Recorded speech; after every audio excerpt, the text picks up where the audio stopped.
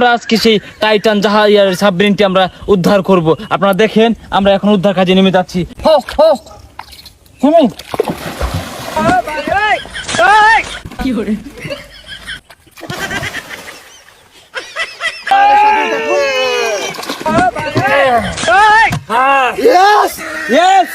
সমস্যা হয়েছে বলি আঙ্গর মাঝে যাতে মেরে দিচ্ছিল কারো মাঝে পরে কইছি যে এটা উদ্ধার করুনি লাগবো নাইলে আঙ্গর দুর্নাম হয়ে গেছে।